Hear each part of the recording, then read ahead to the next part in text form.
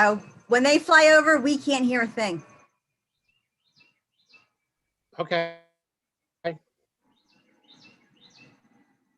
Oh, no. Good morning, everyone. Participating with the Pineland Speaker Series. Today, we're lucky to have a real treat.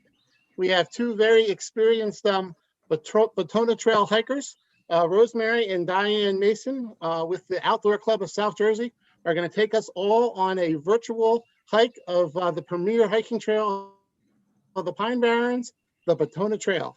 And with that, I'm going to turn it over to Rosemarie and Diane, and in the heart of the Pine Barrens. Thank you. Hi, everybody. Hello. Welcome to the Mason household.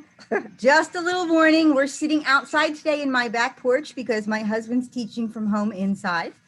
As the crow flies, I'm about 5 miles from the Air Force Base at the Atlantic City Airport, and it seems like the guys are flying today.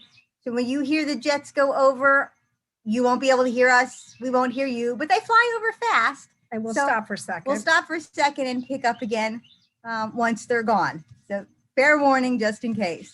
Okay, so we're members of the Outdoor Club, and the Outdoor Club is responsible for maintaining the Batona Trail from Bass River State Forest to Route 532 before it goes into the Franklin Parker section.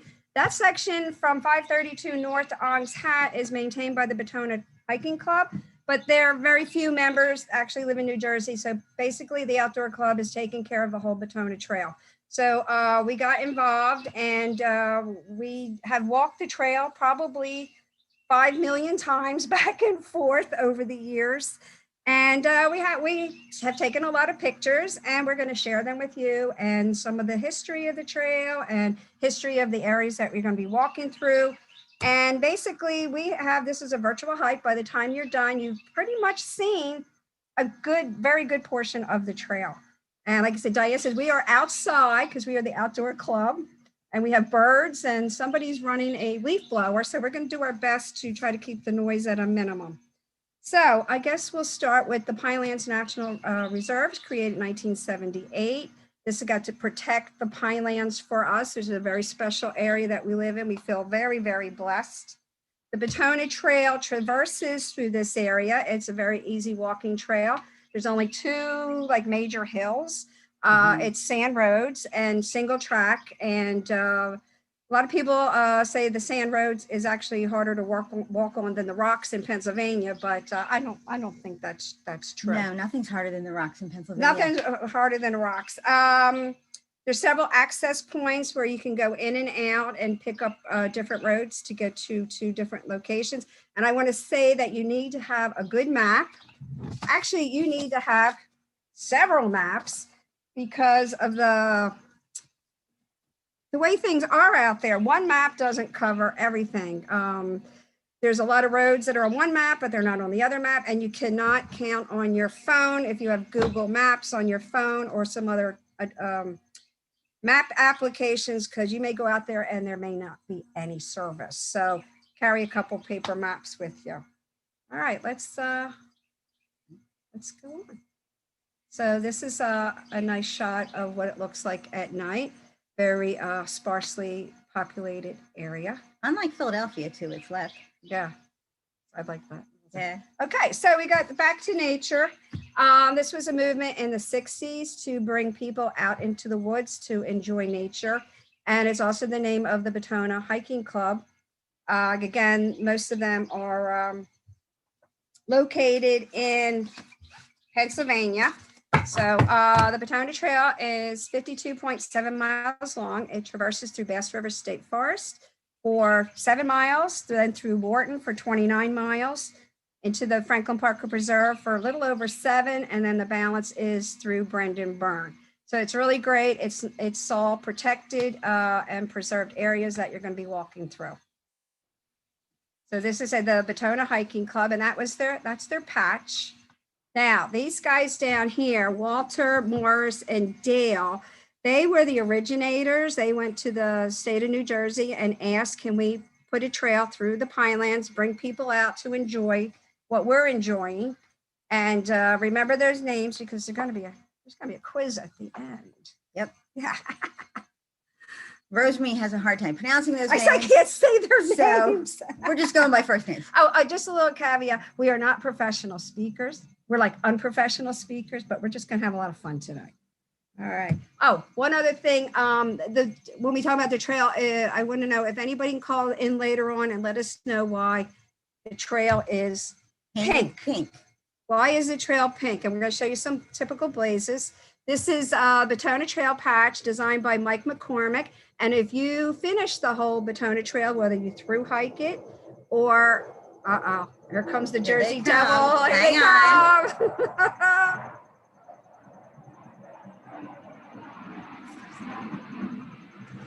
The sound of freedom. Sound of freedom. Mike has South Jersey Trails. It's a great site to go to. He has a lot of good hikes posted. Hang on. Should wave a flag.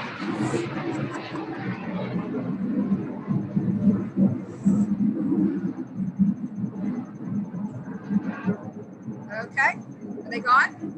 Almost. Okay, so the trail is blazed in pink and nobody seems to know why it's pink. So if you have the answer, please call in at the end of this presentation. We will have a phone number. People can call in and ask questions or give some comments. I heard the other day that somebody got pink paint because the Army had a surplus of pink paint. Why the Army would have pink paint back in the 60s, I have no idea. What a frightening thought.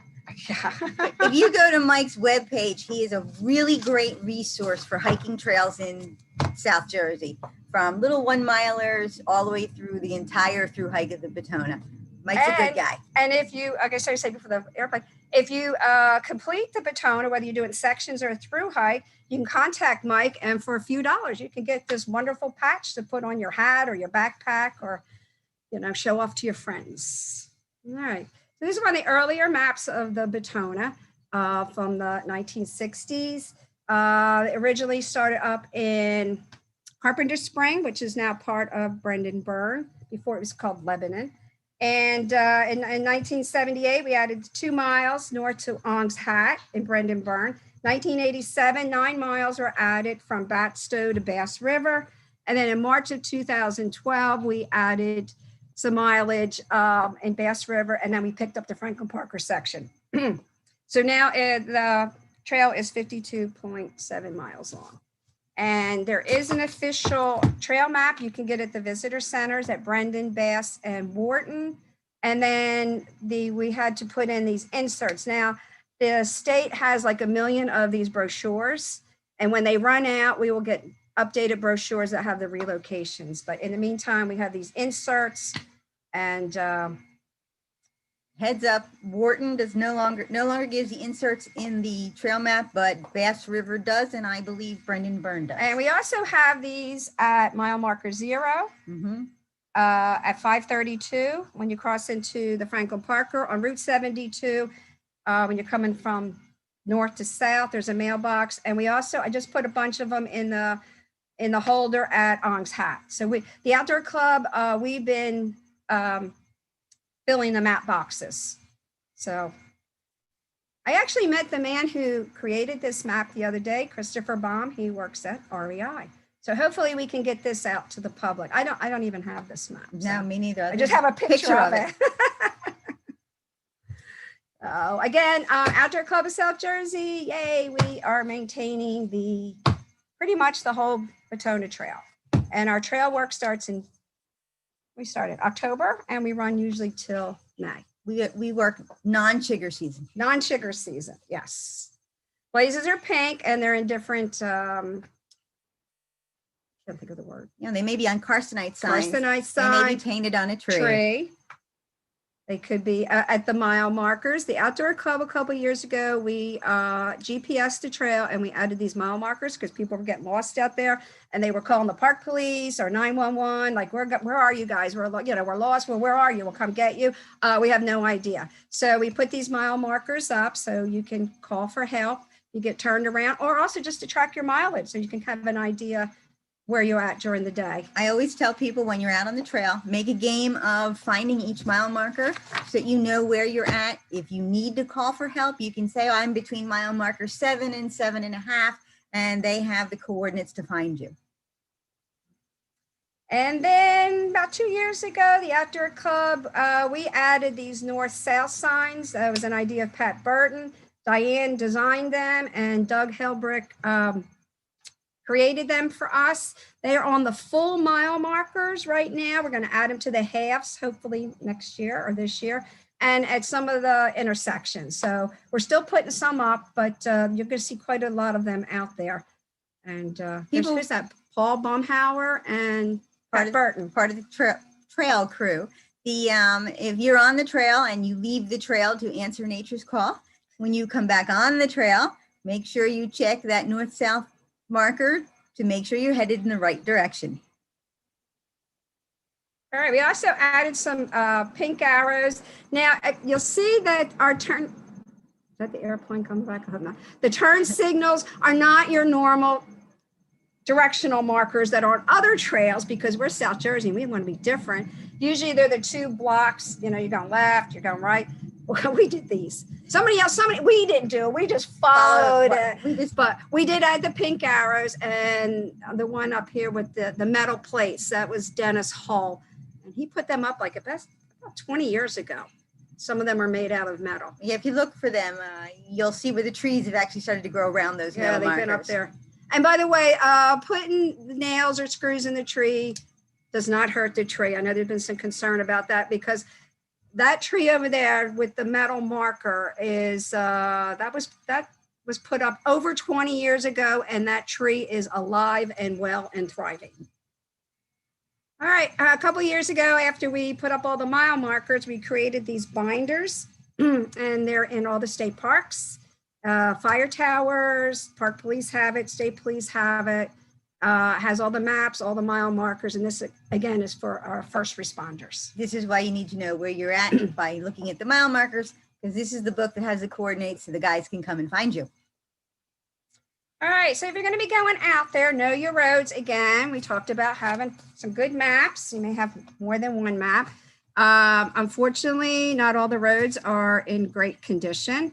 We do have some problems with illegal off-road people who like to come up on the roads when they're wet and spin their wheels and make these holes. This one is near the intersection of Bulldoze and Tuckerton, and it can be several feet deep. So know your puddles, your roads. If you're driving over them, stop, get out, grab a branch limb off the ground, and poke it around and make sure. Because sometimes it may be only 5 inches deep on one side and 3 foot deep on the other.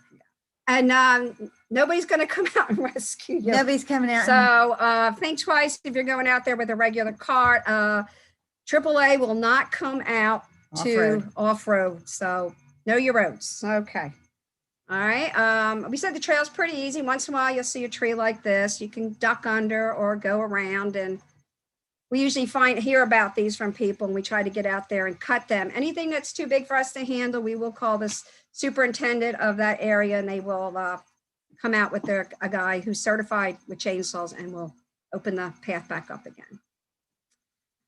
Okay, so we do have some poisonous snake out there, the timber rattler, pretty elusive. I've only seen 2 in the last 30 years, but do not touch. And of course, we talked about chiggers, which are right now high and mighty, and the ticks are still out there. So watch where you go in the grass. You want to have some good spray. All right. Another thing you may see out on the trail, unfortunately, is people dump out there because it's, what is it, like how many, 1 million acres, I believe, is free-for-all. It's a free-for-all out there. And people do dump trash. If you see it, report it, call DEP. They will come out. We have seen that. They will come out, check things out, take pictures, and try to track down the perpetrator. Hunting season. Oh, where's my little book? So right now we're in, I think, bow season. You got me. So you're going to try to get one of these. They used to be at the visitor center. Unfortunately, the visitor centers are closed right now. But you could probably go online and like someplace like Dick's Sporting Goods. and Cabela's and maybe shooters and often tuckered in. Now, hold that back up. Okay. Now, it's backwards because of the forward-facing camera, but this is the New Jersey Hunting and Trapping Digest. Okay, I keep forgetting we're backwards. We're backwards. Yes. So this is the time of the year that hunting is very prevalent, and you want to wear orange out there and make some noise. Now, most of the hunters are in their deer stands pretty much before dawn, and then Around up dusk. until dusk, sunset, and when it's dark, they're out. So you go out in the middle of the day, you're pretty good during hunting season, but we don't go during shotgun season. No. No. We go out to eat them. All right, so these are the different brochures you can get. There's Bass River, Wharton State Forest, Brendan, and even though the visitor offices are closed, they do have a little box outside, so you can still pick up these maps. Along the trail, you're going to see some really beautiful things. I mean, we are so blessed to live in this area. We have a lot of rare and endangered plants. These photos, Christine Dendler and Millicent Moore contributed these. If you don't know, that pitcher plant is carnivorous. And this is another good book to get. Of course, it's backwards. It says Wildflowers of the Pine Barrens of New Jersey by Howard Boyd. And it has the pictures by season. So it's really nice if you're into flowers. And there are just some beautiful, beautiful plants out there. Turkey beard, orchids, Indian pipe, some really beautiful things. So now we took care of our little housekeeping items. We're getting ready to start. So lace up your shoes, get your hiking poles, and Bass River State Forest. It's the first state forest in New Jersey. And it does have an outside bathroom. The office, like I said, right now is unfortunately closed. The campground is open. In fact, I was there Monday and Tuesday this week. You can get maps. The superintendent is Cynthia Ritz, and she's a lovely, lovely lady. Patty's in the office. If you need to call, they will answer the phone and give you some information. So we're going to start in Bass River, and the next 7 miles is in the Bass River section. So the trailhead is on Stage Road. It's actually on the intersection of Stage Road and Danbridge Road. There is a sign on the tree. And this is the trailhead. And right now, the trailhead is under construction. We're going to make this bigger and new signboards. The state parks have received grant money to improve trailheads. And when the superintendent of Bass River asked if we had ideas, we said, yes, we need more room to park. Need room to park. Instead of a gun. She did it. Yeah, so we're very happy. It's going to be crushed stone and some barriers. It's going to be really, really nice. And then I want a bench. So at mile marker 0 is where we're going to start. We have maps in there. I just put some in yesterday. And we also have this other, it's a picture of a map. So if you have a smartphone, you can take a picture of that, because that's going to be the relocation. And then you can sign the trail register. So let people know where you're at. And a lot of people say, oh, we're starting our hike. We're so excited, or we just finished. And then we get some amusing entries. So. Yes, for some reason, some people like to draw anatomically correct pictures in the trail register. So if you go in that little brown box, open it up, amuse yourself by reading some entries. Please sign it and date it so people know you are on the trail. If you go missing, we know at least when you started. All right. So we're going to start our adventure on Danbridge Road, and it's a road named after Dan. Unfortunately, I don't know who Dan is. We can't get any information about Dan. So later on, if you know who he is and you're a relative, call in and let us know. First half mile is this easy walking dirt road, which is great. If you're with someone, you can walk side by side and adjust your equipment and take your jacket off. I'll be honest, that first little bit's boring. And yesterday you had mud puddles, but it's a nice walk to get you warmed up.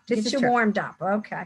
And then after the first half mile, you're going to turn the corner. It's an old fire cut, and it's very pretty. And the colors out there yesterday, that was just stunning. And there it is. There's a fire cut. And there was a controlled burn there about 3 years ago, but everything has grown in quite nicely. The end of the fire cut, you're going to hit Cole Road. You're going to actually make a right and then a left, and over the twin bridges of the West Branch of the Wading River. This is the beginning of my most favorite part of the trail. Yes, this is absolutely beautiful. This is part of the relocation in March of 2012 that we were involved in. because the trail used to go along Stage Road. It was very dangerous. And over the years, Bass River was able to acquire pieces of property. And then we were able to move the trail after a 90-day review. And we moved the trail. And it's absolutely beautiful. Like I said, I was there yesterday. It was great. And there's a canal, because this is an old cranberry country. And you walk along the berm. And this is an old cranberry reservoir. So pretty here. Through a little swampy area. We call this the boardwalk. And then we're going to hit, there's a little parking area there. This is not little access points. There's a nice little parking area here. And sometimes you see crazy stuff. Yes. People have fun out there. It's great. Somebody built that and then somebody else knocked it down. And right now it's being used as a seating area all around an illegal fire pit. All right, so we're going to Allen Road. And over Bartlett's Bridge, which underneath there's a stream. It's always cool here, no matter hottest day in August. It's always so nice and refreshing there. It's very, very pretty swamp. It's cedar swamp. Little cedar swamp. So if you wanted to make a little out and back hike, you start at mile marker 0. You go as far as Bartlett Bridge, turn around. Whoops. I'm getting ahead of the game here. Turn around and head back. It's my favorite section of the trail. It's a nice little out and back. Yes. All right. It was a little puddly yesterday. And then we're going to make a right again on an old fire cut and travel through the woods. That's mile marker 2, mile marker 3. This is right near mile marker 3. Again, this is what part of the relocation. This is a happy camper. I led a backpack trip out there one year. He was one of our guys. And you see the bench he's standing on? The bench has been replaced. I have a picture of it. I should have gave it to you. I took a picture of it yesterday. We have a nice bench out there. It was still there? Your bench? Yeah. Things get stolen, so we never know. We never know. As you look at these photos, the pictures, all this stuff was there when last we photographed them. Yes. Who knows after that? Stuff happens out in the woods. I think just the Jersey Devil takes some of this stuff. All right. This is Ives Pond. This is named after a guy named Ives Ballinger. It was a local family. It was 3 brothers. They owned a lot of land, Little Egg Harbor Township, New Gretna area. And it was the site of a sawmill at one time. A lot of old family names out here. You know, if you own land, you could have a road named after you. So this is Ives Pond. And it has, the beavers moved in. There they are. And they dammed this up. Now, this is really great here because Bass River State Forest just recently purchased a lot of the land on both sides of the Batona Trail, protecting it forever. So thank you, Cynthia, for getting that land. And now, when I was there the other day, this water is not as high. This is actually a road under there. The beavers just totally obliterated the road. Yeah, you're not talking right today. I'm not talking right today. All right, so we did our first 7 miles. Time to take a break. Yeah. Have a snack, drink of water, because we are now entering Wharton State Forest. And so Wharton State Forest takes 29 miles to get through. All right. So around mile marker 7, there's a turnoff for Bodine Field. This is a campground. Unfortunately, right now it's closed due to COVID. But if you are backpacking and you wanted to spend the night, it's 2 miles off the Batona. And John Bodine in the 1700s built a tavern there, and it was a stagecoach stop. And the locals practiced their militia movements, and the Martha people went there to Get drunk. The Martha Furnace people. So everybody loves Martha. Martha's Furnace, named after Martha Potts, the wife of Isaac Potts, 1793. Isaac put a furnace here, a blast furnace. They made pig iron, they made cannonballs, they made kettles and pots and wheels, and about 60 men actually worked in the furnace, but hundreds of people lived in the surrounding areas. It was a regular town. They had a little store, a hospital, a school, fields. Now, when you walk through this area, you'll see nothing but trees and dirt roads. So when you get there, The ruins are behind a chain link fence. What was left of the furnace, the state buried because people were taking bits and pieces. It was slowly being stolen. But when you stand there and you look around and you see nothing but trees, imagine this was a little thriving town. There would have been the noise of the blast furnace. There would have been wives hanging wash out on the line. The kids would have been running around. The dogs would have been barking. People would have been milking their cows, and men would have been going to work at the furnace. You're in the middle of the woods, but it used to not be the middle of the woods. This was all clear cut for fuel for the furnace. And there's this unusual tree at Martha.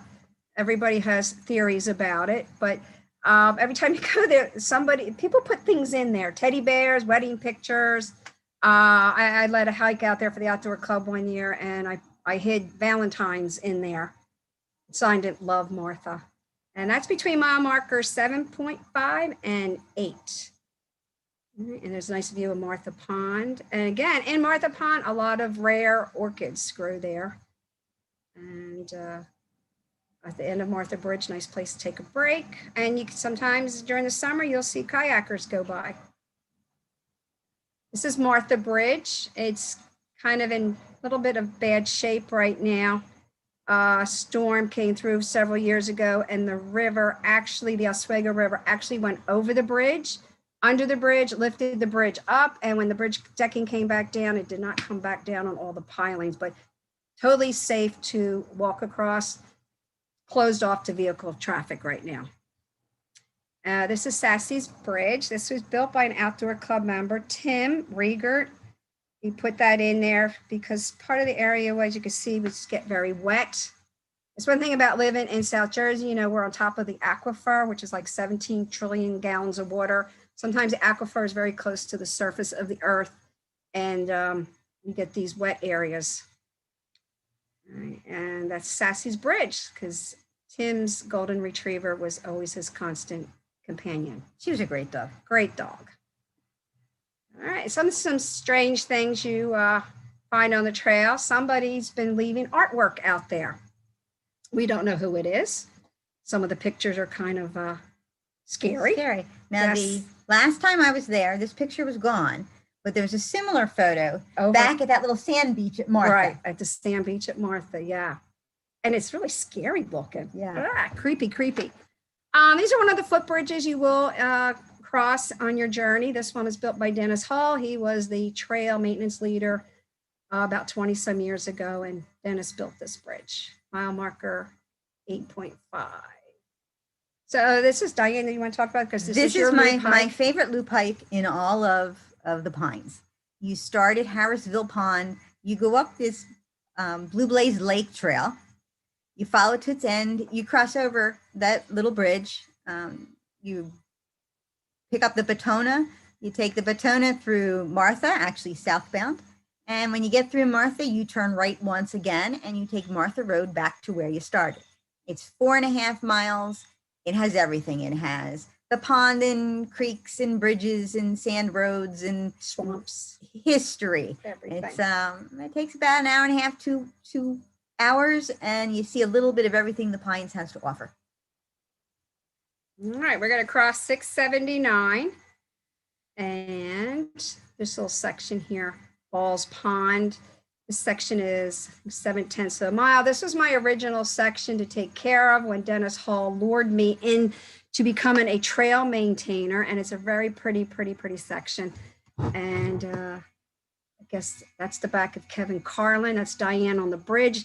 The beavers moved in a couple of years ago and dammed up Balls Pond and created themselves a nice living place. And yes, we love the beavers. Just I should warn you, a lot of the photos that you see will have Ro and me in them. It's not because we're vain. It's just, these are the pictures that we have for the presentation. It's not like we like to see ourselves. This is Ball's Pond. We believe this was named after, what is his name? Joseph Ball. He was one of the owners at Batsto at one time, correct? And Martha Furnace. And Martha Furnace. Again, so if you own land, you can name things after yourself. This is Evans Bridge. That's my Jeep, which I use for trail maintenance. This is Evans Bridge, goes over the Wading River. And if you're there on a nice day, you're going to see the kayakers go by. It's named after Jesse Evans, who was the last iron manager or iron master at Martha Furnace.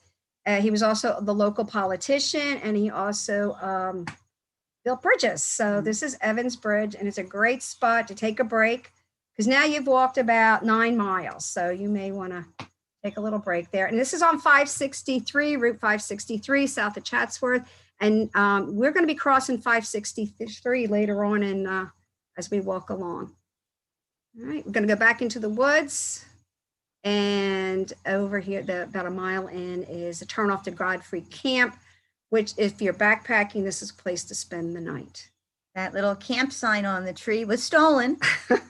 But just yesterday, I started to make a new one. So it'll be it's at a Y in the road, and it tells you which way to get to the campground so you don't end up in the wrong location. All right, now we're going. The next couple miles is along Bulltown Maxwell Road, and the funny thing about the way the streets are named, it's from one destination to the next. So actually, on this side, we're actually starting at Maxwell, and we're going to Bulltown. So you'll see a lot of the street sign. Well, actually, there's street signs out there, but a lot of on the maps, the street names have 2 names for places that you're going no longer exist anymore. For long. Yes, there really is no. Well, there's a little bit few people live in Bulltown. Around mile marker 12 and a half, there is a swamp. Sometimes it's low, sometimes it's high, sometimes you can walk through it, sometimes you cannot, and you have to kind of go around. We try to keep a little go around cut, but it grows back faster than we can get out there. All right, mile marker 13, the Jersey Devil. Everybody know the legend of the Jersey Devil, the 13th child of Mrs. Leeds, who did not want to have any more children, and it was a dark and stormy night. And when the baby was born, she cursed it, and it turned into a devil and flew out the window, and now resides in the Pinelands. I have not seen him yet, but I have heard him at night while camping. Yes. All right, we're about mile marker like 15-ish, the intersection of Bulltown Road there and the Batona. There are pink arrows there to get you going in the right direction. It's a little, it's a wide intersection where the road comes around, so be very, very careful of the direction of your arrows. So if you're up on the Batona and you want to camp at Buttonwood, which is a mile down the road, again, unfortunately, I apologize, it's closed, but there's the turnoff signs to get to Buttonwood. It's a primitive camp. There's no water there, right? There's no pump. There is an outhouse, and there's picnic table, I think. That's about it. I think that's about it. So a lot of these the primitive sites for the overnighters, the thru hikers have very limited amenities, if any. Right. But you can filter water through any of the streams that you come across.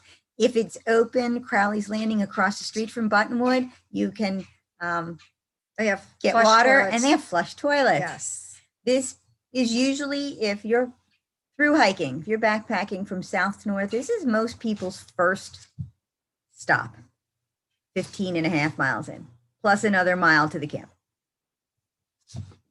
Hi, this is just a typical section of the single track trail. The Batona Trail was built by hikers, for hikers. There are areas where it runs concurrent with a legal road, and you will see horses, dirt bikers, mountain bikers, but legally only hikers are to be on the single track. Really, really big holly tree that we came across one day on Bulltown Maxwell Road. She was huge. Huge, huge holly tree. There's a little picture of what it looks like in the winter. Beautiful. And we have some little footprints there. So maybe it was the Jersey Devil passing through. Evan Hustarelli is who I call friend of the forest. He is very active in helping to maintain and helps trim out there. And he built this bridge for everybody to keep their feet dry. That's at mile marker 17. So 18 and a half will get us into the village of Batsto, which is a fabulous place, one of my favorite places. And you get to tour the mansion when it's open, and it is a little village from the 1700s. They have hiking trails, biking trails, flush toilets, And there's the visitor center, which unfortunately is closed right now, but there are bathrooms located on the right side of the building, and they're open from 10 in the morning to 4 in the afternoon. And there's a nice little picnic area. You can stop and take a break. So you can come off the trail, or if you want to start your journey there, there's a nice parking lot. And on the weekends when the weather's nice, the guys there selling hot dogs and sodas and things. Your main reason for going. Yes, it's all about the food. So this is at the intersection of the trail that comes from Batsto, from the picnic area up to the Batona Trail. And the lower one, it says Lower Forge to the left, Evans Bridge to the right, was put up by the Outdoor Club. Because one day we were out there doing some trail work and some backpackers came through and I said, where were you going? Oh, we're going to Lower Forge. I'm like, no, you're not. You're heading to Evans Bridge. So the following week, one of our members, Jack, put that sign up to keep everybody straight. You don't want to get lost out there. It's a big area. All right, Diane, this is your 4-mile loop. If you don't want to go too far, you just want a little day hike. If you start at that parking area and cut through the picnic area and pick up the Batona, you'll travel about 2 miles up. You'll hit the White Blaze Batsto Lake Trail and take that back. It's really pretty. It follows along the lake. It's very well marked, and it's just a way to stretch your legs in the woods for a little while. Okay, and this is from 2017. There was a lightning strike, hit one of the trees in Wharton and created this huge wildfire. And trail was closed for several weeks. And then I got a phone call saying, come out, check things out. So I was very fortunate to be able to go up in the Forest Service helicopter and view the damage from the air. And this is like really cool pictures that are coming up. So as you can see, what's burnt and what's not burnt. And very interesting the way wildfire, you just think it just comes through in a straight line. Not always. This fire looked like it had fingers. And you can see what's definitely burnt, looks like black toothpicks. And then you see what's singed, and then you see what wasn't touched in the background. And that is Penn Swamp from above, named after William Penn's grandson, who owned the land at the time in the 1700s. And you can see the burnt and what's starting to come back up. The fire was in July. This was September. Yeah. And there's a year later. Now at mile marker 20.5, we're going to cross Goodwater Road. Goodwater Road runs along the Batsto River. And another little cute footbridge. And Penn Swamp Bridge. Always nice and cool here. Another little swamp area. Take a break, have a drink of water. And the trail comes out of the woods onto Goodwater Road again. And here we are at Quaker Bridge Road. It's Quaker Bridge Road, Sandy Ridge Road, Goodwater Road, Penn Swamp Road. No, it's Washington, Quaker Bridge Road. And then Penn Swamp Road comes off of that. So if you want an overnighter, or you just like really long hiking, you can start at Batsto, walk north on the Batona, cross Quaker Bridge, pick up a little green blaze connector trail. That'll take you to the yellow trail in Wharton and take that back south to Mullica Camp. You can stay overnight, get up the next morning, leave camp, pick up that yellow trail again, and take it all the way back to your starting point in Batsto. It's a really nice overnighter. So it's really nice about the trail, all the access points. You can make different lengths of hikes for yourself, especially if you're taking a family out. You can do a short 4-mile, 5-mile, or make up like an overnight. So there's a lot of variations. All right, right off of the Batona Trail at the Quaker Bridge intersection is Quaker Bridge. And this supposedly was the bridge the Quakers used to travel from Philadelphia, Camden area to their meetings in Tuckerton, because Tuckerton was a big seaport back in the 1700s. And there's a little story here about Quaker Bridge. And the White Stag. And the White Stag, because it was a dark and stormy night. And the coachman was coming over with his stagecoach with his Quakers, and it was dark and rainy and windy. And all of a sudden the horses start bucking and he's like, what is going on? And he jumped down off the coach with his lantern to see what was going on. And there was a white stag on the bank. And he's like, what is going on? There's a white stag, and never seen such a creature before. And that's when he noticed the bridge was out. So the white stag warned him of the bridge being out and saved everybody's life. So supposedly if you're out there and you see the white stag, take a moment, look around and see what's going on, because the white stag is telling you something's not right. I actually did see a white stag on the trail. I was out hiking by myself, so there's no one to confirm it. I was walking into Martha when this white stag bounded across the trail, and boy, she was beautiful. Did you get pictures? No. Okay, all right. So at Quaker Bridge, supposedly this curly fern grass was found in, I don't know what year we had that. I don't see what year that. I think it was 1808, something like that. First time it was ever discovered. Yeah, it was really big in the scientific community and it's supposed to be very rare. And I have seen it once. I'm not going to say where I saw it. So, okay, here's, well, this is Linda. She's a member of the outdoor club on my backpack. You can see it's all nice and beautiful and green. And we're going to Lower Forge. This is another primitive camp at Lower Forge. They took pig iron and made, I think, horseshoes and nails and household items.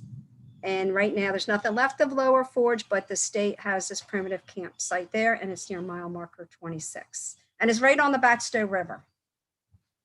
We're halfway through. Yay. There's Diane sitting on the bench, and it's become a photo op.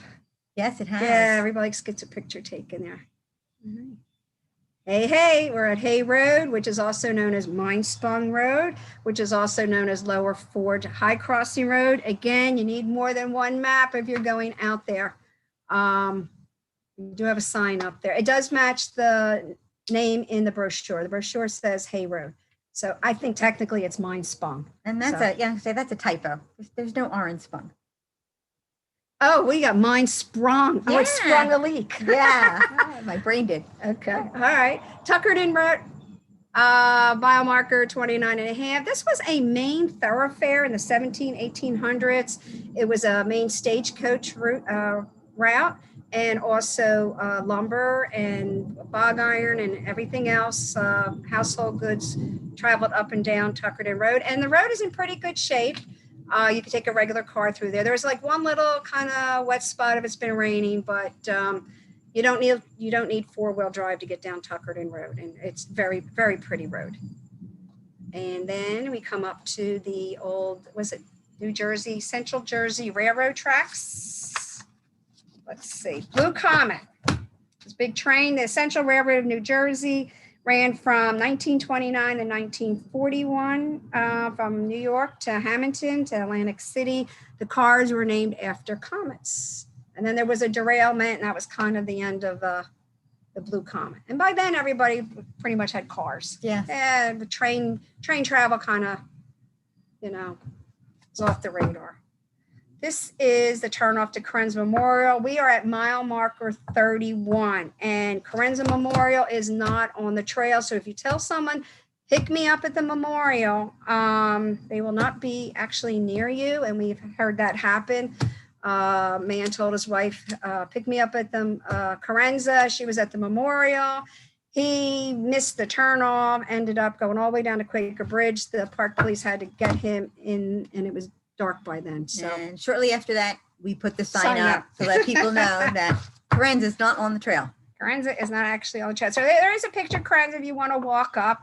Emilia Carenza was the Lindbergh of Mexico, and in 1928 he was flying back from New York and on a goodwill mission, and there was a lightning storm and crashed and burned in the Pinelands. The locals discovered his body. And every year in July, the American Legion has a ceremony, and people actually come from Mexico to honor Emilia Carenza. So, and right across the street from the memorial is the Batona camp. It is a primitive camp. There are no picnic tables, but there are fire rings. And there's this great pump coming up, so you can fill your water bottle. It's a hot day, stick your head under the pump. And then after we leave the Batona camp, we are going to parallel the Skip Branch. And this is a bridge over the Skip Branch.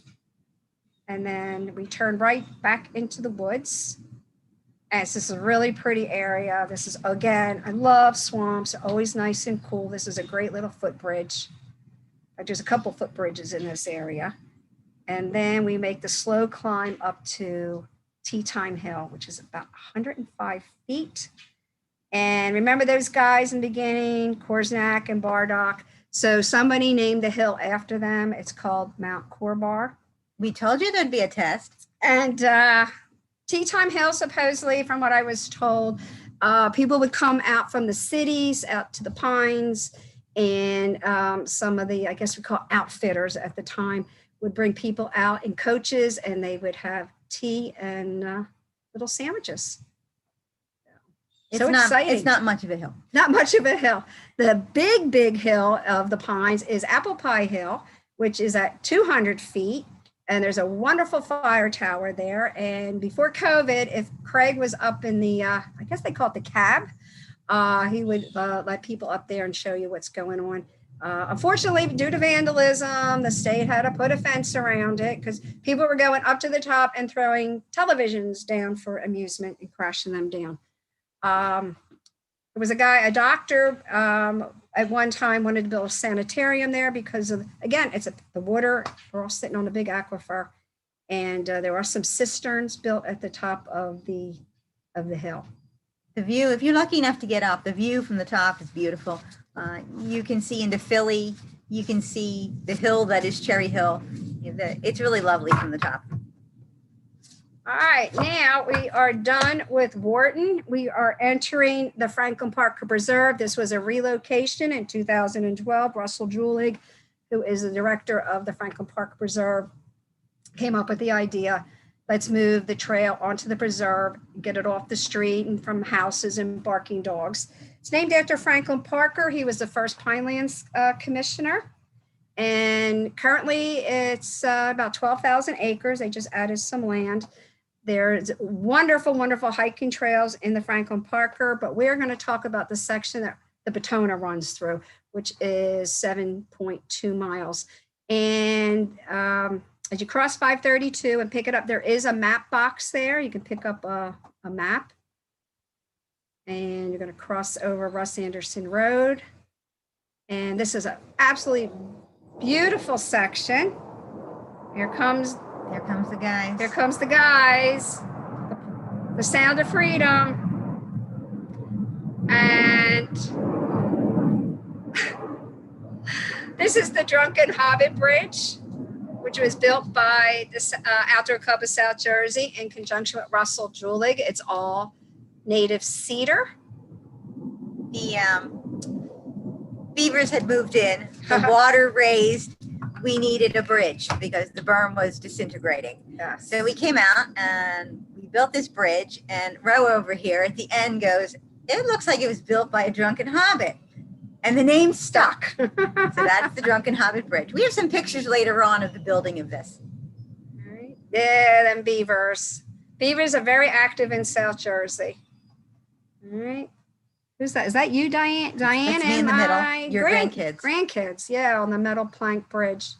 This is going to be the Upper Chatsworth Lake that we're going to be transferring. Oh, this little frog. We found this great little leopard frog.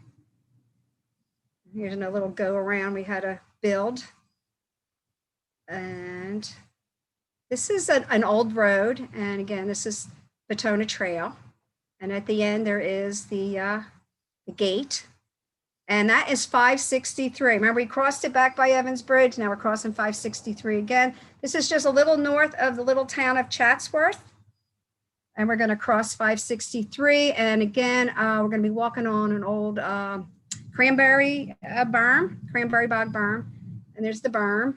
And then over the little canal, up the steps. Be really careful on these steps. They look really pretty in this picture. They're just about disintegrated. Yeah, they're on the list of things to do this winter. We're going to replace the steps. And this is Reed's Pond. Very, very pretty place. Always peaceful. Good place for lunch. Cross the bridge. We're about mile marker 40. About 40 right now. This is mile marker 40. Oh, there we go. It says it right there. 41. And we just replaced the original footbridge because the beavers moved in. The original bridge, which is to your right in this picture, is currently underwater. Yeah. Because the water has risen since we built the new bridge. Yeah, the beavers decided to stay permanently and created a bigger pond. So there you go. Crossing Laurel Lane. And again, another old cranberry canal. It's just so pretty. When you cross any of these bridges, please be careful. If they are wet, they're extremely slippery. We learned this the hard way. Slip and fall. We crossed once and I fell and then she fell. And yes, very embarrassing. Plus you get wet pants. All right, through, we're almost at the end of the Franklin Parker section. There's some sand myrtle. Oh, the flowers and the plants, everything out there is just so beautiful. This is a big stand of Lily of the Valley right off of 72. Absolutely gorgeous. Through the swamp. Yes. It's beautiful swamp. I was there last week. The swamp was actually empty, but most of the time it's full of water. And these were a little slippery. Mm-hmm. There is actually a piece that has a rope for you to hold on to, but it's like everybody's favorite section. Everybody talks about the swamp. It's just spectacular. These are just laying on the ground. Yeah. So they may teeter a little, so watch your footing. All right. We are at the end of the Franklin Parker section. You've walked about 43 miles. So now we're entering Brendan T. Byrne. This was originally called Lebanon State Forest. If you have an old map, old paper map, you'll see Lebanon. But the name was changed to honor Brendan T. Byrne. He is called the father of the pines. He was a governor of New Jersey. And in 1979, he signed the Pinelands Protection Act to protect this beautiful wild area that we treasure. And they honored him by naming Brendan Byrne. Now, this is the last 9 miles or so. And it is, again, all state forest. There is a map box there as soon as you cross the road. And we try to keep the maps. And again, if you look under the little frame picture, that is also a map of the Franklin Parker if you're going south, and you can take a picture of that with your phone. All right. This is a turn off to the campground if you're going to stay. Brendan Byrne Campground is currently open, and it has showers and flush toilets. And part of the Batona here runs near Glassworks Road. There was a Glassworks there, had 20 houses, 200 workers, and they made fancy bottles and glass canes, if you can picture someone with a glass cane. So it was a lot of industry in the pines, lots of industry. If you are backpacking from south to north, this is usually your last overnight stop. Yep, last overnight stop. There's a little bench there for the tired and weary. Pakim Pine is a beautiful little picnic area. There you go. We got pavilion. We have flush toilets there. That's the important part. Yeah, if you're backpacking, you want to be able to go and clean yourself up and all. Pakim Pine, supposedly Pakim is the native Indian word for cranberry. Very, very pretty spot. The Outdoor Club has their annual picnic there. There's a view from across the pond. And you see the snake? Does anybody know what kind of snake that is? You can call in later and tell us. We know, but we want to know if you know. I don't know. You don't know? Tell me. I'm not telling you. It's a northern brown snake. I can't keep a secret. Last year in September, we have a wonderful group of women called the Hiker Babes. It's a national club of women hikers, and the South Jersey chapter is headed up by Gina. And they were doing a day of service. They said, we want to do something on the Batona, because they had, during Easter time, they had actually thru hiked the Batona. So I said, well, we need a new boardwalk, Gina. And she said, okay, you got it. So September, the Hiker Babes came out, and we got some wood donated from the state and a couple outdoor club members, and we constructed a new boardwalk through the swamp. So thanks, Gina. And this is just a nice, pretty picture of a typical single track. It's all ferns in there. This was another piece of boardwalk that needs to be, was fixed. Took care of that. And Norlaman Road. This is a dirt road you're going to cross. This is actually very Kind of steep, Steep, yeah, downhill. It yeah, a doesn't little show in the bit. photo. A little downhill. So now there's a little side trail you can take to the park office where there's a couple picnic tables. It's also the headquarters for the area Forest Service people, parking lot, bathrooms. You can pick up maps there, take a break. If you wanted to do just a little day hike, you can start at the office, pick up the Cranberry Trail, pick up a map first, pick up the Cranberry Trail, walk it 3 miles to Pakim Pond, have lunch, use those flush toilets, head back on the Batona Trail. When you get to that little blue marked connector, you take it the 0.1 miles back to your car at the office. Actually, Diane, you're having hike there for the outdoor club. What day was that?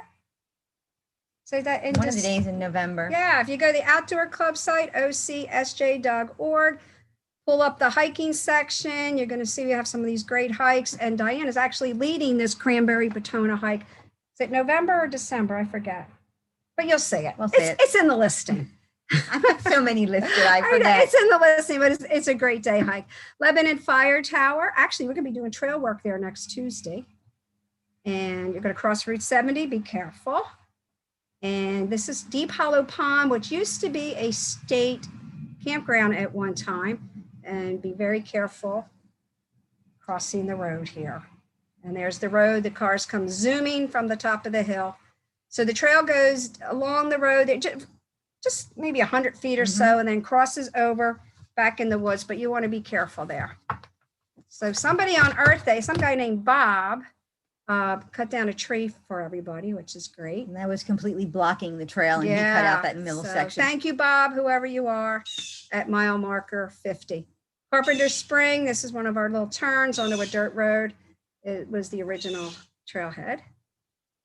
And we're going to make a left here, Turkey Buzzard Bridge Road. What a great name, Turkey Buzzard Bridge. Try to say that fast. And we have got to the end here. This is the southern,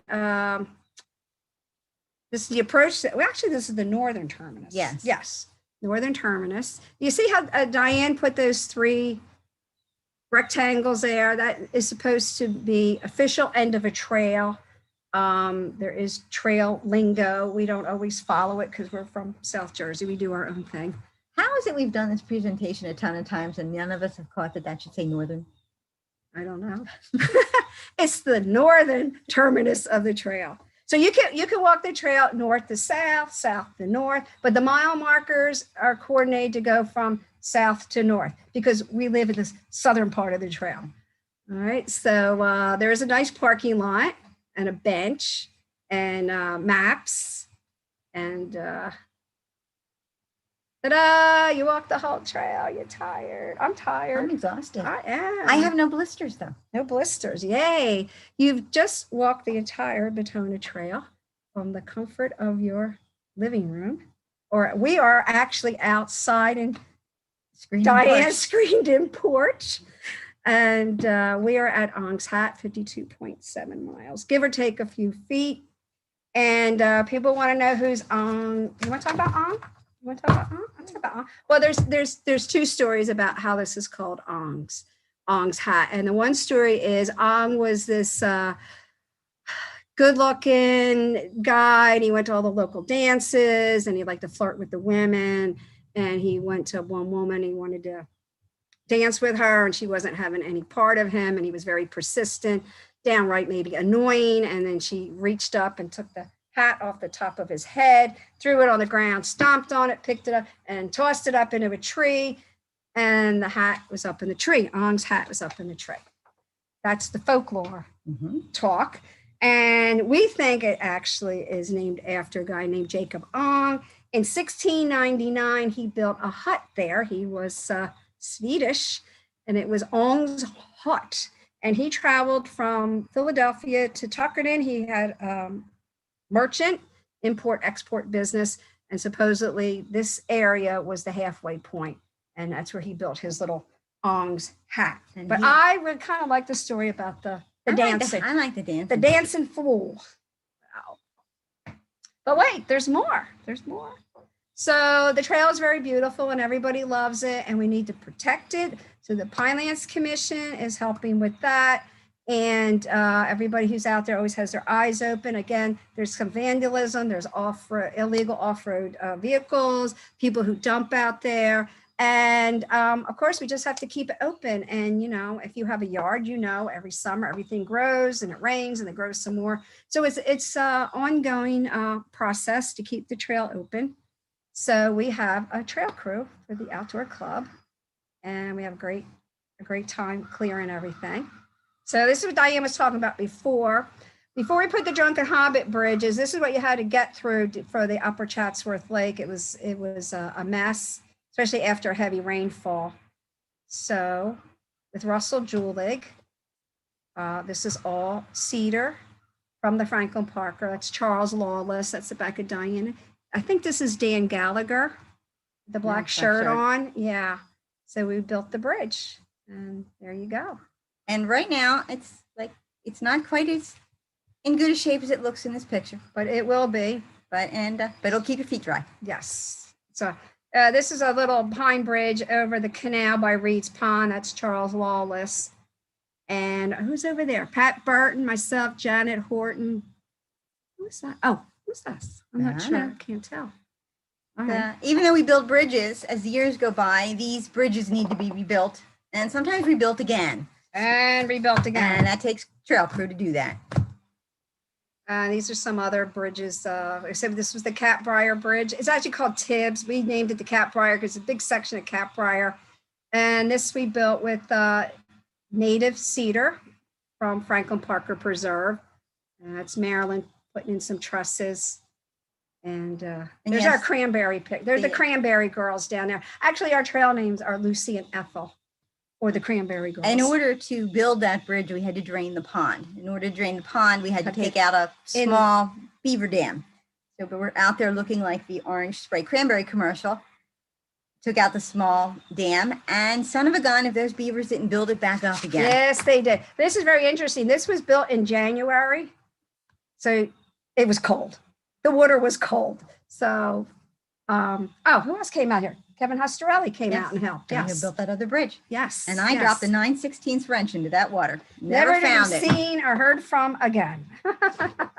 This is Janet Wharton. She is our official blazer.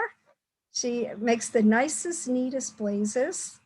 And we had a group of students come out one year and worked on some of the projects. Great kids. These are high school kids who are looking to have a career in forestry or land management.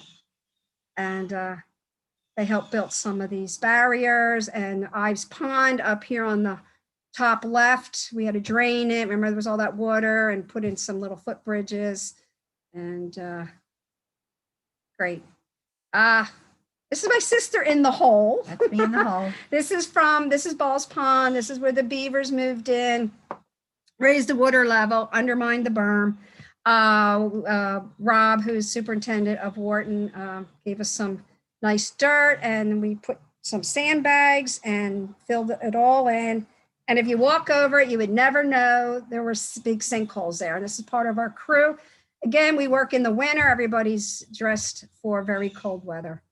We ran a lot of wheelbarrows out there with sandbags and dirt. And About a quarter of a mile. about a quarter of a mile. Mhm. It took 3 days to fill in the holes. And we're always looking to see if any more are forming, because if you're hiking and you step in one of those holes, you will break a leg. So we keep on top of it. And we also take care of some of the other trails in the area. We took care of the Green Connector Trail, which connects the Batona to the Mullica River Wilderness Trail. And we put together this bridge On the yellow trail, closer to Yellow Trail. Batsto. That was last year, May of last year.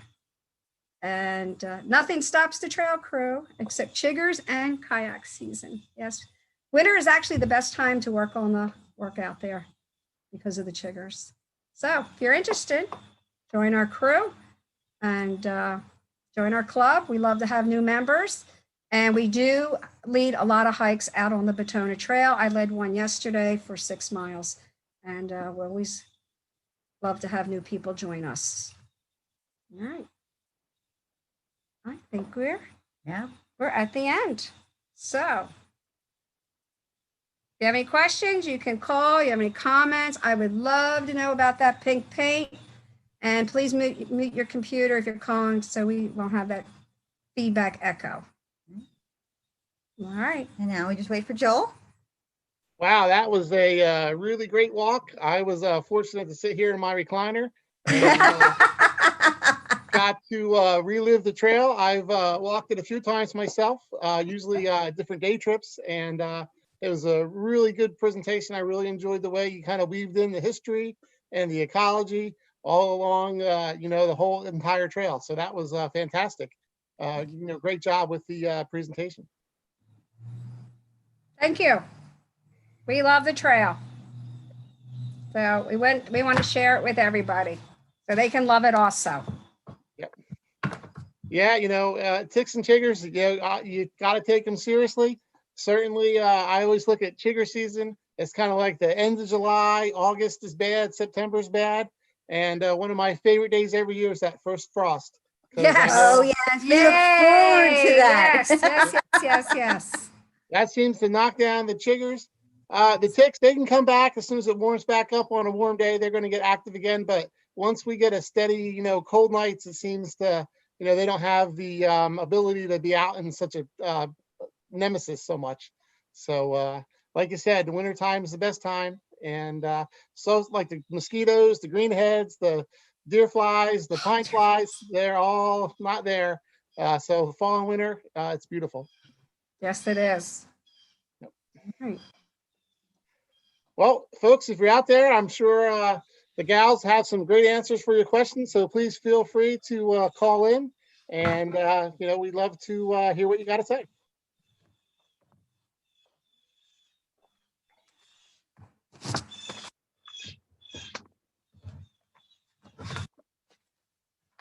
The birds are calling anyway. The bird, yes. My backyard. I'm at the edge of the woods. Yep.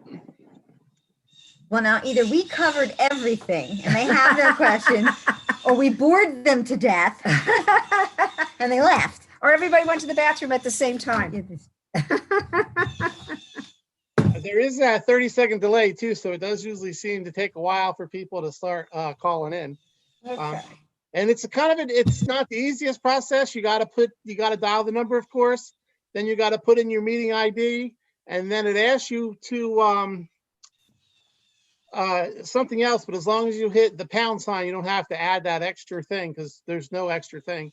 It's just really the number and the meeting ID. And but it does always seem to take people a few minutes to call in. Well, it's a beautiful day for anybody who wants to go hiking on the Batona today. Gorgeous out. I've got a field trip tomorrow afternoon with some staff members, so I'm looking forward. We're going to be down in the Batsto area, primarily on the lake trail, but we'll certainly, as we saw, cross the Batona Trail in a couple spots. Mm-hmm. Yeah, lake trail's very nice. Very, very nice. We do a lot of our activities start from Batsto. Bike trips that we lead for the club, short hikes. We start out at Batsto, the nice parking, the picnic area. Kayaking with Pinelands Adventures, a great outfitter, and end up down at Batsto Lake. Or you can even drop a kayak in at the put-in takeout and just go up the Batsto, or just paddle around the lake. Today would be a great day to go kayaking. Yeah. Drop the kayak in sometime later this afternoon. Yeah, the hiking trails. Right. I have some people in the waiting room, so maybe we do have a call or two. Okay. Let me see.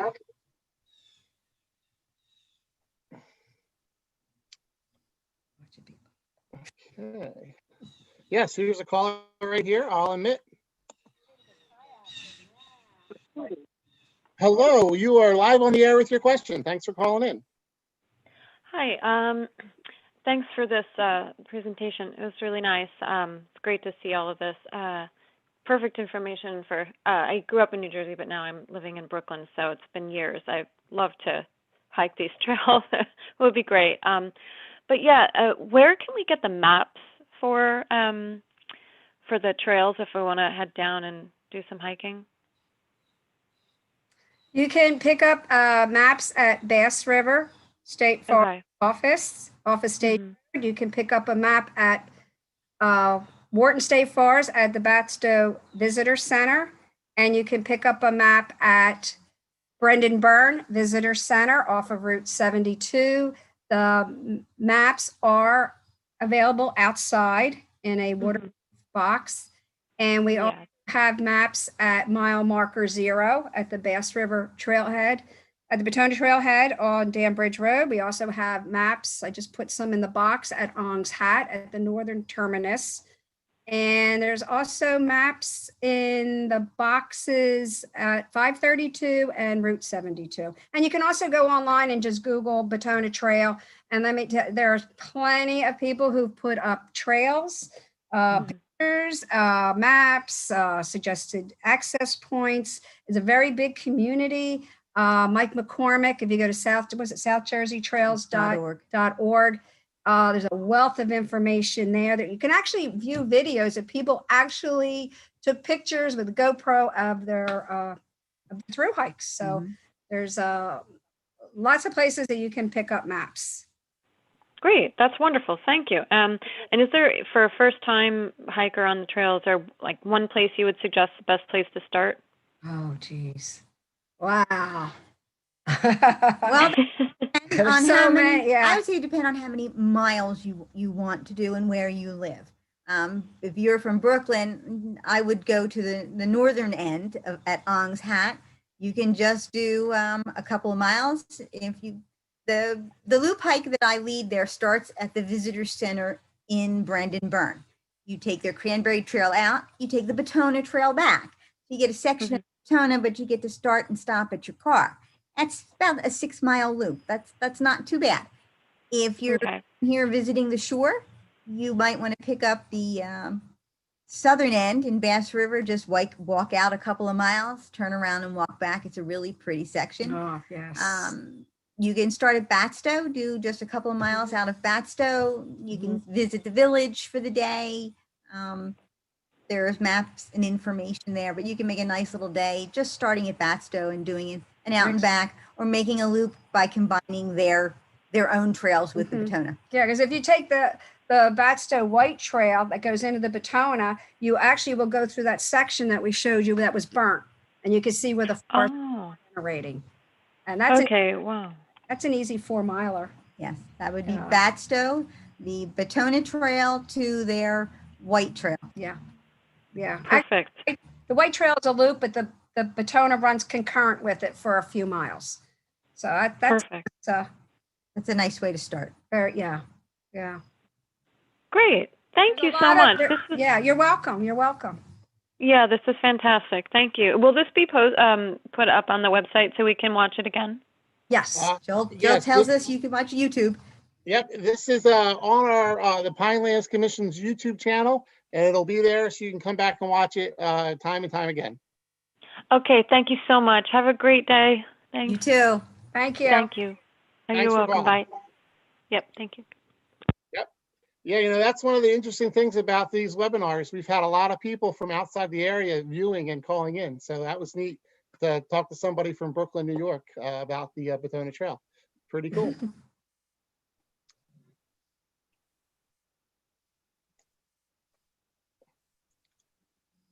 All right. If people who want to hike the trail, if they stop at the visitor center or the park offices and pick up the particular trail map for that park, you can build loop hikes off the Batona, or just discover a new trail. Yep.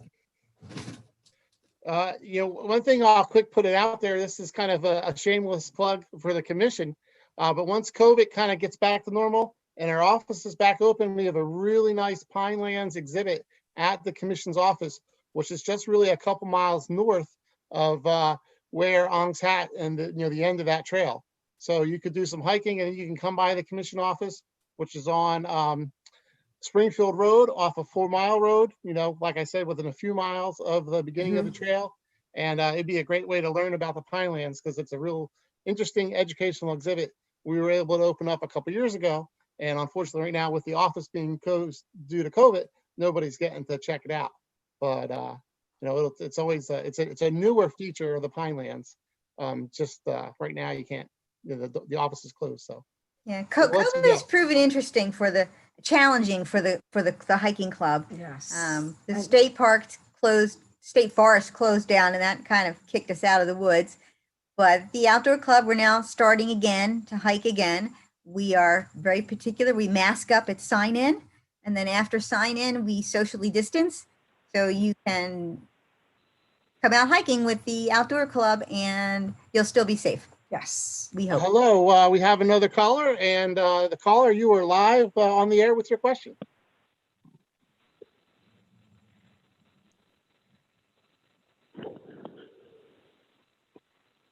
How you doing? We're here. Hello?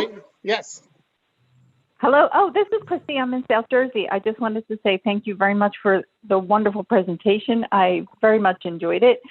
I guess my questions were, do we sign up to do trail maintenance on the outdoor club website? I think that might be where it is, but I'm not 100% sure. And because I would like to do that to give back. And it's on my bucket list to do the thru hike.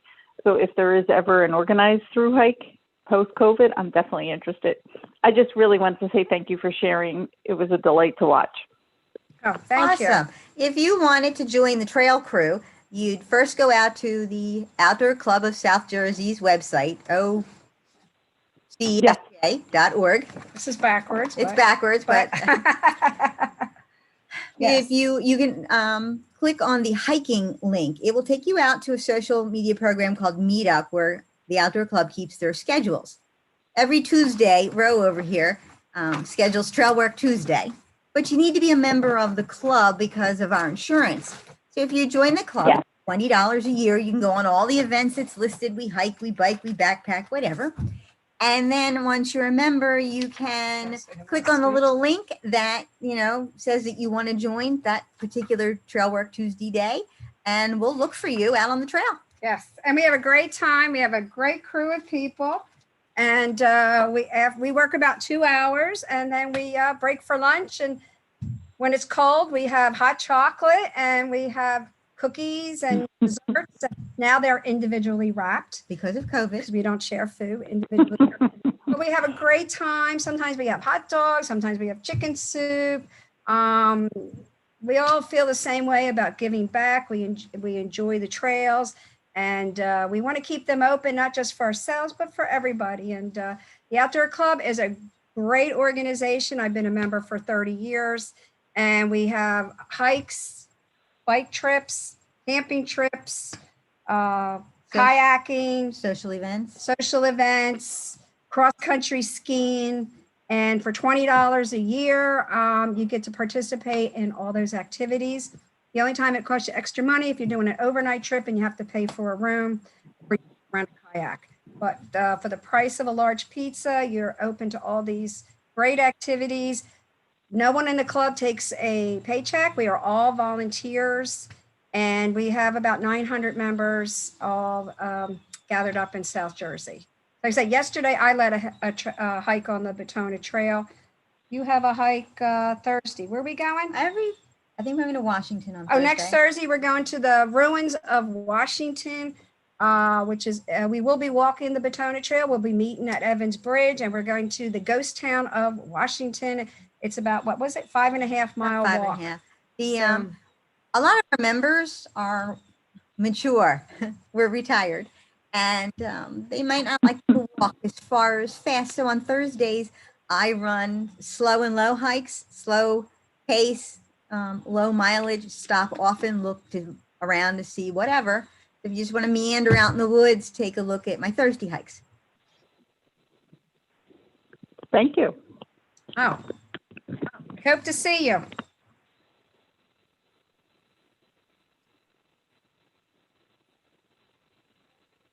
Okay, great. That was another good question. The last couple of weeks, our call-ins have been low, but everything seems to be working great, and it's really glad to see that interaction. With the webinar, it's tough because you're talking to a screen, but it's great to get that live feedback from folks that obviously just watched and really appreciated the presentation. Great. Usually when we do this live, we get a lot of feedback from the audience. They have stories of their own to tell. And we give out handouts. And we give out Yeah. handouts, but unfortunately, we can't. But what are the questions they usually ask? Places to stay overnight, places to eat, where to pick up groceries. There's not a lot of places on the Batona Trail where you can get food. Actually, There's no place. well, the hot dog guy is at Batsto during the warm weather. And since it's all on state property, there are no restaurants. So if you're going out for the day or you're going out for a couple of days and backpacking, you're going to have to bring all your supplies. Now, I got another question coming in. I'm going to bring them in. Oh, good. okay. All right. We're ready. Hello, you are live on the air with your question. Hello, can you hear me? Yes, we can. I am a person who lives in New Jersey. We've always wanted to go on the Batona Trail. Just were wondering what might be the best time of year and the best place along the Batona to see wild flowers. Thank you. Okay. Best time of the year, May, Mhm. April and May. An abundance of, in fact, you know what? While we're chit-chatting, let me look in my little book here for Your book. in my little book. We're looking at April, May is really great. Let's see, what do we have in April? And I would say maybe around the Batsto area is good. Mhm. There's a lot in there. April, page 20. It's March. What do we have in April? Bird's foot violets, a lot of violets, bearberry, high bush blueberry, sand myrtle, which we had a picture, sand myrtle, toad flax, blue pines. Oh, the pink lady slippers. They're always so beautiful. Yeah, you had a picture of some Hudsonias. Yes, we did. Yes. Where were Turkey. those taken? Let me see. Turkey beard is May. Hudsonia. Oh, well, golden heather is in May. Let me see. Is there a Hudsonia? That's a pretty common one that you really run across Yeah. all over the I Pinelands. think so it's you have actually a good called, chance. is that actually called golden heather also? Yeah, I usually refer to it as Pine Barrens heather, but Okay, that's- that's, I just saw that. Thank you so much for this in wonderful May. talk.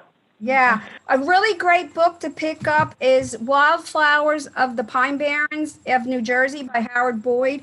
Howard Boyd wrote several books about the Pinelands. He has passed away, but this is a great book because it lists flowers by the seasons they bloom in, and there's really great color pictures. So right now we're kind of like August, September, we're pretty much done. There was some asters out there last month and the gentians, but I would, gosh, I mean, there's flowers every month. There really, truly is. But spring. Okay. No, like summer. Spring is nice. It's after the winter. The days are warm, and the forest is starting to come alive. And the chiggers aren't out yet. And the chiggers aren't yet. Oh, and May is the sheep laurel, the swamp magnolias. The end of May, beginning of June is my favorite, the mountain laurel. And if you want to see Okay. some fantastic mountain laurel, Bass River State Forest has the best mountain laurel.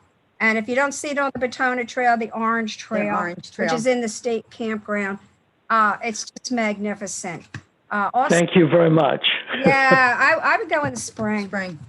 Definitely. Okay, good. Have a nice day. All right. Hope to see you out there. Yep. Bye-bye. Okay. Bye. Bye.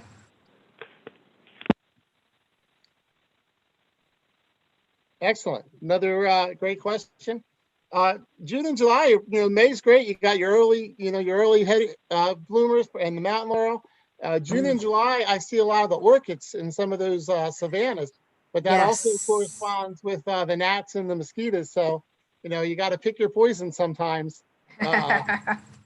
But in that kind of midsummer, June, July, that's where you're going to see like the dragon's mouth and the some of those real showier orchids.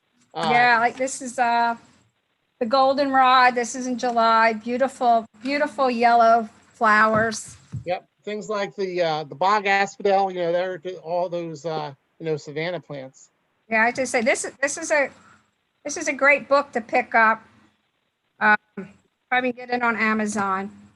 And in blueberry season, lots of wild blueberries along the trail. Oh, yes. There's that one section. Oh, we shouldn't tell anybody. Oh. Uh, there's a section along Martha Road by Martha Furnace, mile marker between 8 and 8.5. You walk along Martha Road, and in July, the wild blueberries, you just pick them right off the bush and pop them in your mouth. They're just so delicious. There's also, no, I'm not telling about the Franklin Parker section. I'm sorry. You're not You gonna only get one secret spot. You're not I'm going to tell sorry. them about the wild blueberries in the Franklin Parker? No, I am not, because that's our secret spot. I already gave away one secret spot. I'm not giving away two. It's in the Franklin Parker section. That's all I'm going to say. By the Upper Chatsworth Lake. And they make blueberry muffins. Yes. Yeah. A lot of fun bring the kids out to pick the wild blueberries. A lot of fun. A lot of fun. Excellent. Well, that was a fantastic presentation. I really enjoyed the questions. If you guys are okay, I think at this point, I'm going to shut down the live stream. Okay. And I really appreciate it. You'll still be on the Zoom once we shut the live stream off. If you, I can quick talk to you a little bit. But, Okay. All right. great job today, and I really enjoyed the presentation. And obviously, the folks watching really did too. So awesome. Thank you for Very, very hosting good. us. Yes. Thank you for hosting us. Yep. All right. See everybody later. Okay. I like to say at the Bye. end of the programs to see you out there.